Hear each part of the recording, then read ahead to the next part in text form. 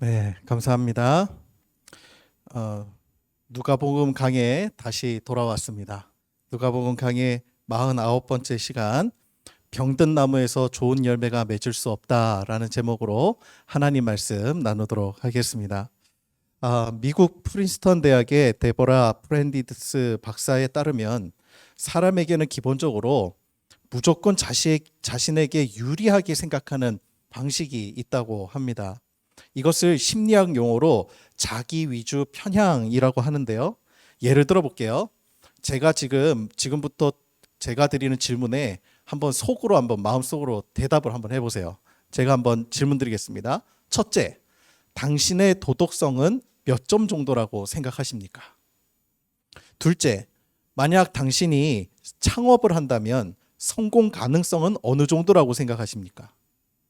셋째, 자연재해로 생명의 위협을 받을 때 당신은 어떻게 될 것 같습니까? 미국 일간지 월스트리트 저널에서 이런 비슷한 이 질문을 시민들에게 했습니다. 그 질문 중에 당신의 도덕성은 몇 점 정도일까? 라는 질문에 놀랍게도 대부분의 사람들이 자신에 대하여 90점 이상이라고 대답을 했고, 가장 좋지 않은 점수가 74점이라고 말했다는 것입니다. 여기서 주목할 점은 자신에 대해서 가장 나쁜 점수를 준 사람조차 중간 점수인 50점을 웃돌고 있다는 것이에요. 이러한 경향은 두 번째, 세 번째 질문에서도 동일하게 나타나는데요. 제가 자료를 한번 찾아보니까 2021년 통계청에서 발표한 기업 생멸 행정 통계라고 하는 것이 있습니다. 이게 뭐냐면 우리나라에서 신생기업, 새로 생긴 기업과 소멸한 기업의 수를 통계를 낸 것인데요. 그 통계에 따르면 우리나라에서 창업한 후 5년 이상 생존한 기업이 33.8% 정도라고 해요. 지금 코로나가 지났으니까 아마 더 떨어지지 않았을까 싶은데요. 이렇게 창업이 매우 어려운 일임에도 불구하고 대다수의 사람들은 자신이 창업하면 잘할 수 있다, 성공할 수 있다라고 대답을 했다는 것입니다. 또 자연재해가 닥쳐도 자신은 구조가 될 것이라고 그렇게 대답을 했다는 거예요. 심지어는요, 흡연하는 사람들 중에서는 나는 폐암에 걸리지 않을 것이라고 믿는 사람들이 대다수였다는 것입니다. 이처럼 대다수의 사람들은요, 자기 자신에게 후한 점수를 주는 경향이 있고, 또 나만은 나쁜 일에서 제외이다라고 하는 생각을 다 가지고 있더라는 것입니다. 이러한 사고를 확인할 수 있는 재미난 사건이요, 미국에서 한번 일어났었는데요. 미국의 한 젊은 기자가 이런 제목의 기사를 썼다고 해요. 미국 국회의원들은 다 머리가 나쁘다. 사람들의 이목을 집중시킬 수 있는 그런 제목 아닙니까? 그 기자는 자신의 기사를 이게 탈고하기 전에 먼저 선배 기자에게 찾아가서 그 기사를 보여주었대요. 그런데 그 선배 기자가 이렇게 충고하더랍니다. 이 기사가 나가게 되면 분명히 항의가 빗발치게 될 테고 자네도 굉장히 곤욕을 치르게 될 수 있으니 그러지 말고 그 기사 제목에 내가 제안하는 딱 한 문장만 추가하면 어떻겠나, 그렇게 이야기하더라는 거예요. 결국 그렇게 수정한 기사의 제목이 이랬습니다. 미국 국회의원들은 한 명만 빼놓고 다 머리가 나쁘다.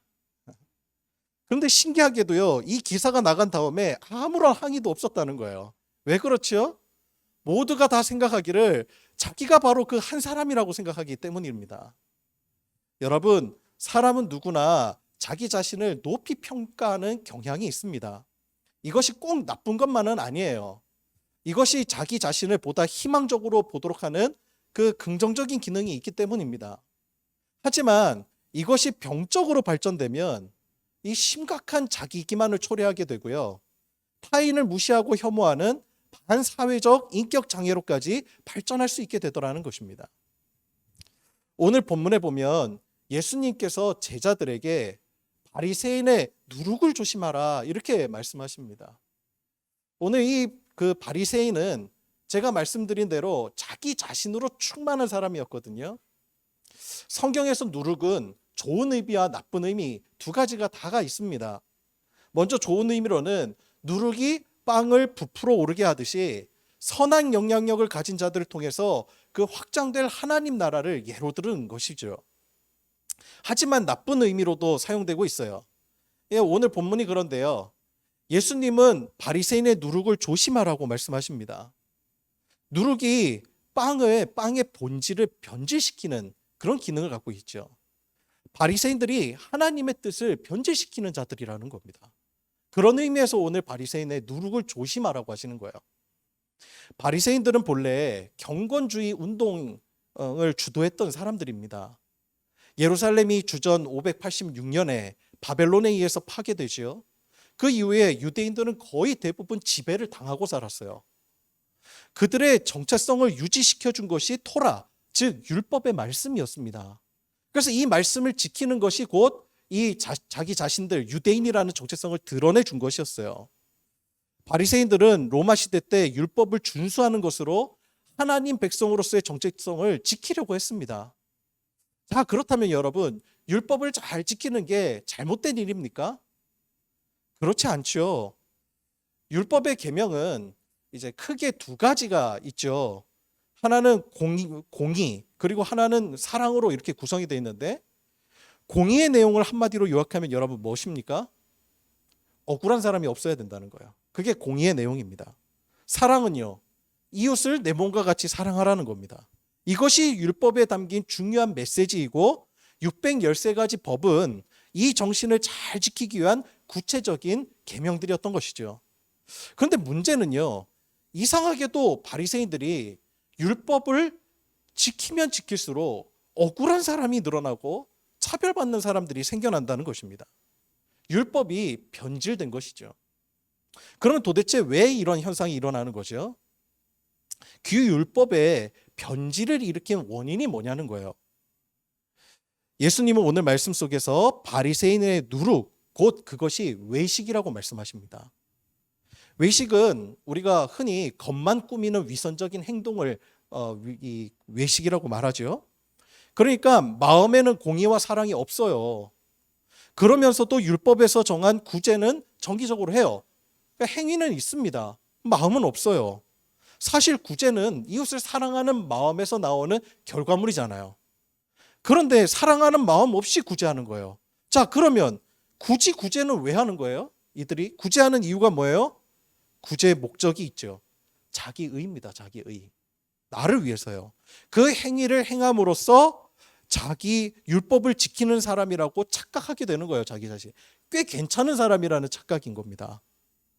이렇게 자기의가 쌓이면 이웃을 사랑하는 것이 아니라 오히려 자기 우월감에 빠져서 도덕적으로 흠결 있는 사람들을 정죄하기 쉬워요.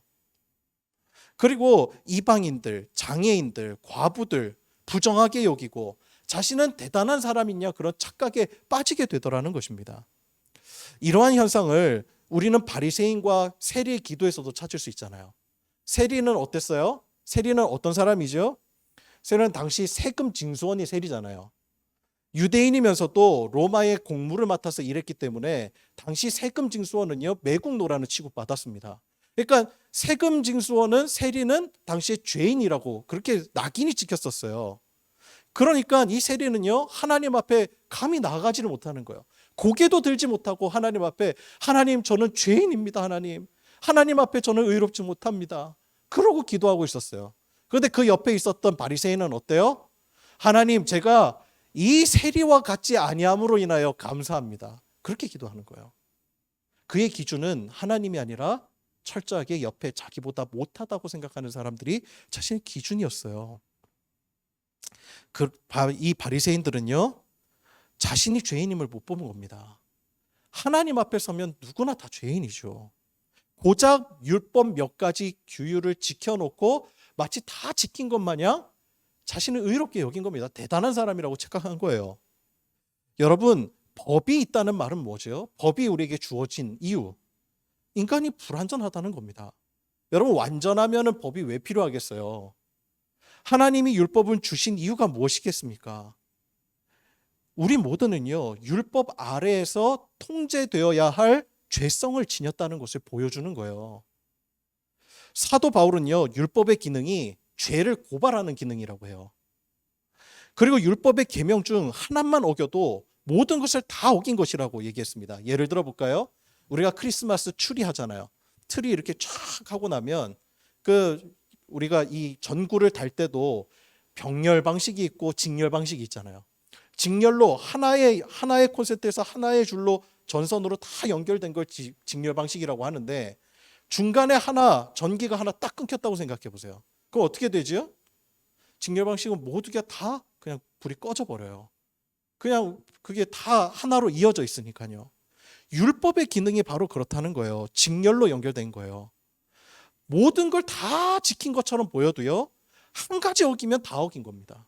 그게 율법이에요. 그래서 율법 아래 서면 인간은 어때요?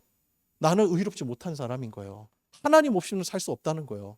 그래서 율법 아래에서 우리가 이게 하나님 앞에 서면요, 완전한 인간이 없습니다.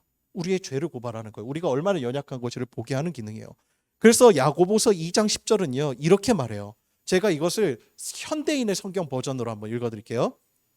누구든지 율법을 다 지키다가도 그 중에 하나를 어기면 율법 전부를 범한 것이 됩니다. 여러분, 율법을 완벽하게 지켜낼 사람이 누가 있겠어요? 그러니까 율법은 우리로 하여금 죄인이라는 사실을 항상 자각하도록 만드는 거예요. 그래서 율법은 우리를 오히려 겸손한 사람으로 만드는 것입니다. 그런데 바리새인들은 어때요? 더욱 교만해진 거예요. 열심히 믿으면 믿을수록. 하나님 앞에서 자신의 위치를 파악하기보다는 타인과 비교하여 자신이 의인이라고 착각한 것이죠. 시험에서 30점 맞은 아이가 20점 맞은 아이 보고 나무라는 것과 똑같아요. 하나님 보시기에는 뭐 똑같은데, 그렇지 않아요? 거기서 더 나아가 자기가 30점 맞다고 천재라고 생각하면 어때요? 대단한 착각이죠. 그럼 병적인 거예요. 치료받아야 될 정도인 거죠. 예수님은 바로 율법의 정신은 잃어버린 채 외식만 남은 바리새인들을 닮지 말라고 그렇게 경고하신 겁니다. 여러분, 잘 들으셔야 돼요. 지금부터 잘 들으셔야 돼요. 하나님을 불신하는 것만큼이나 또한 위험한 것이 있다면 그것은 자신을 과신하는 거예요. 불신과 과신, 이 모두가 믿음의 반대말이에요. 우리는 믿음의 반대말하면 대부분 불신을 생각해요. 그런데요, 믿음의 반대말은 또 하나 더 있어요.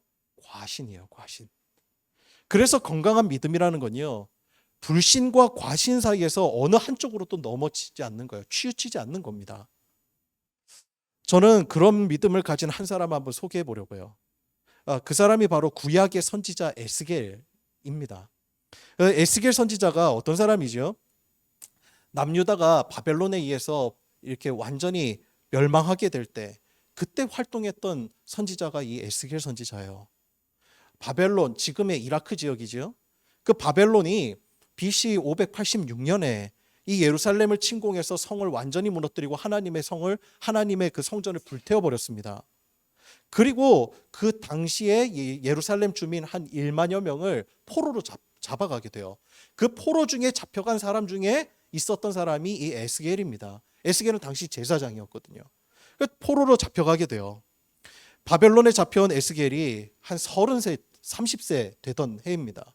그때 그 발강가에 앉아요. 근데 그곳에서 하나님의 말씀이 임합니다. 하나님이 보여주시는 환상을 통해서요, 그가 그때부터 이제 선지자로 활동하게 돼요.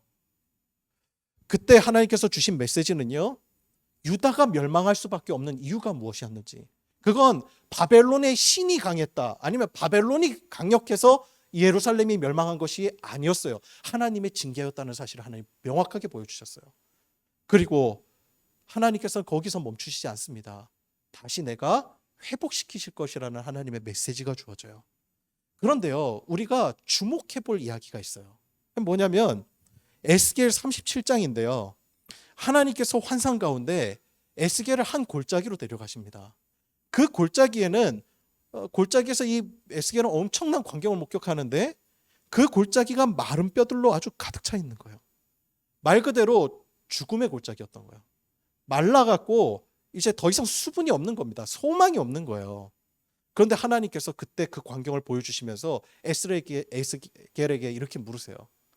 사람아, 이 뼈들이 살아날 수 있겠느냐? 이 뼈들이 살아날 수 있겠느냐? 여러분 같으면 어떻게 대답하시겠어요? 여러분, 이게 말이나 되는 질문이에요. 어떻게 보면 사람의 생각으로는요, 말이 안 되는 계산이잖아요. 방금 죽은 사람을 두고 하는 질문이라 해도 말이 안 되는데, 수분은 다 증발돼서 이제 부식 과정이 시작된 뼈들입니다. 근데 주님은 그 앞에 두고 에스겔에게 이런 질문을 하시는 거예요. 하나님은 어쩌자고 이런 말도 안 되는 질문을 하시는 거죠.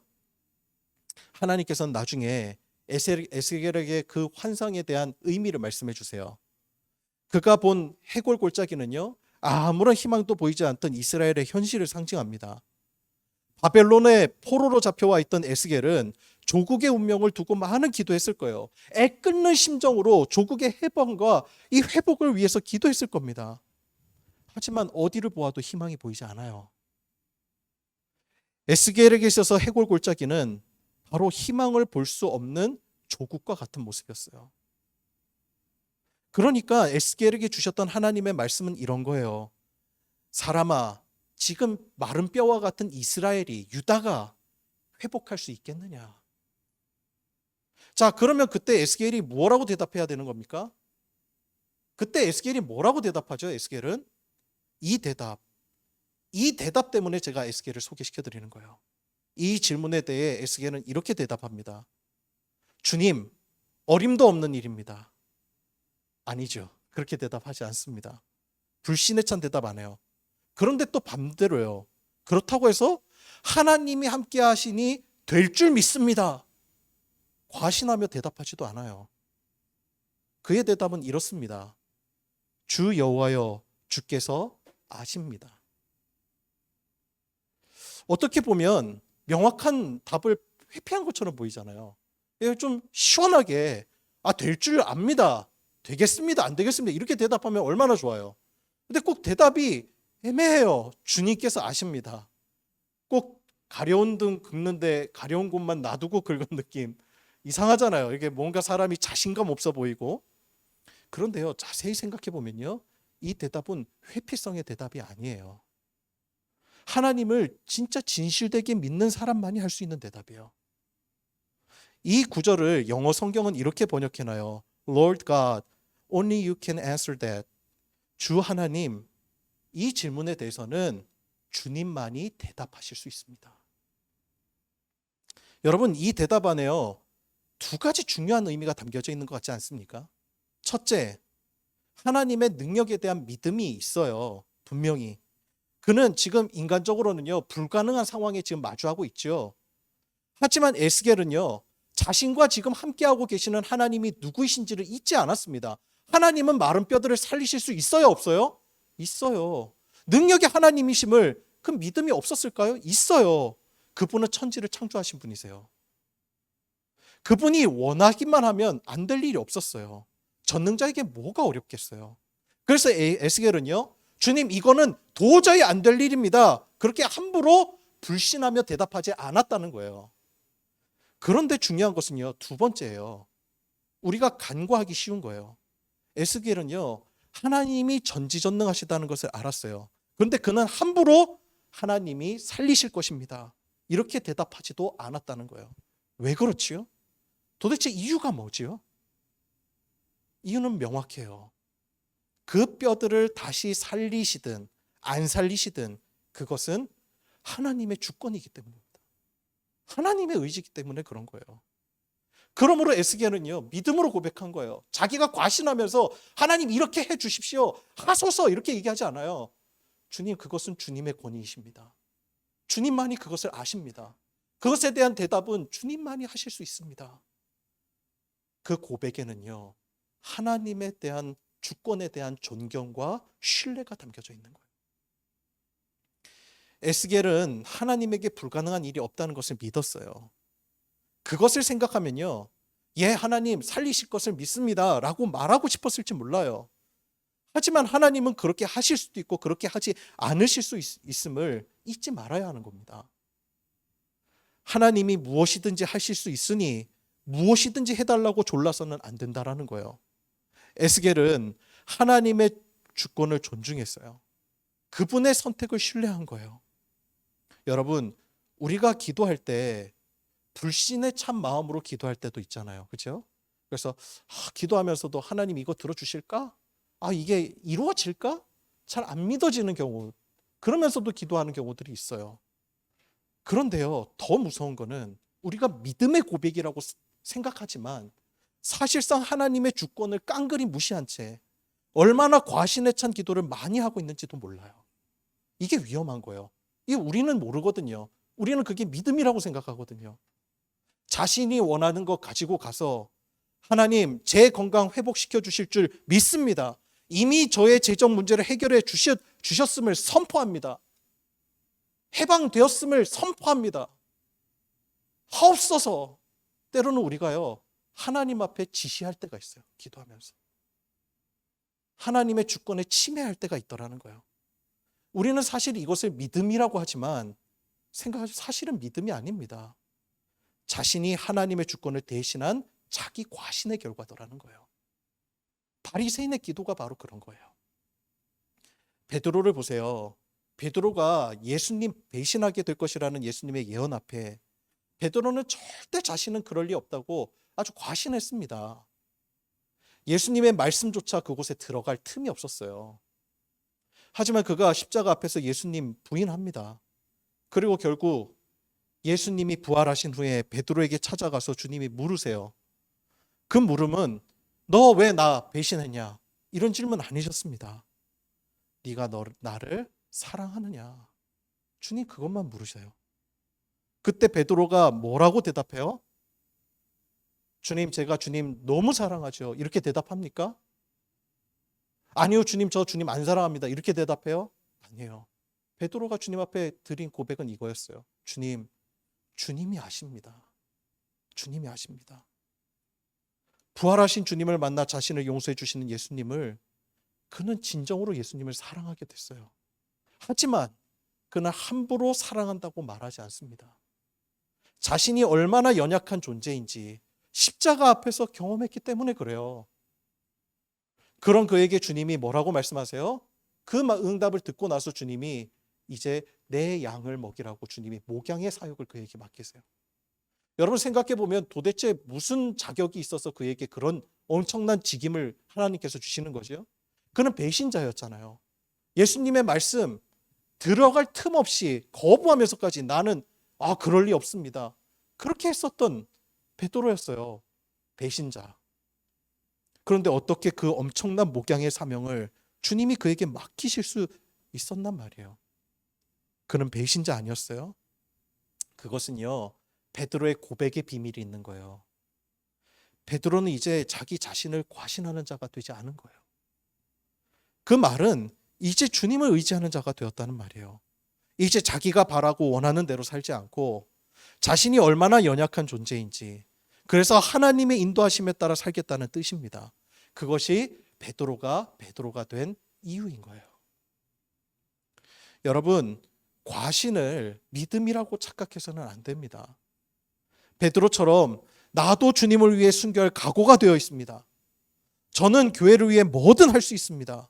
여러분 꼭 그런 의욕에 찬 자기 과신이 교회와 공동체를 병들게 만드는 경우들이 얼마나 많은지 몰라요. 여러분 실제로 교회를 진짜 어렵게 만드는 존재가 누굴까요? 불신자들이에요? 세상 밖에서 막 교회를 힐난하는 그런 불신자들일까요? 아니에요. 아무리 거세도요, 밖에서 불신자들이 아무리 교회를 공격해도 교회 무너지지 않아요. 왜 그렇게 제가 장담하는 줄 아세요? 지난 2000년 교회 역사를 보면 알잖아요. 수많은 박해와 어려움이 있었어요. 그럼에도 외부의 박해는요 절대 교회를 무너뜨리지 못해요.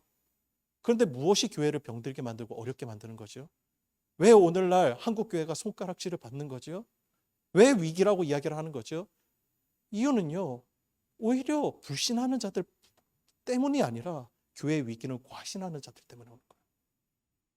내 힘으로 무언가를 하려고 하는 거, 나의 의의를 가득 채워줘. 그 마음이 교회를 힘들게 하는 거예요. 경건주의자들이라고 불렸던 바리새인들이었어요.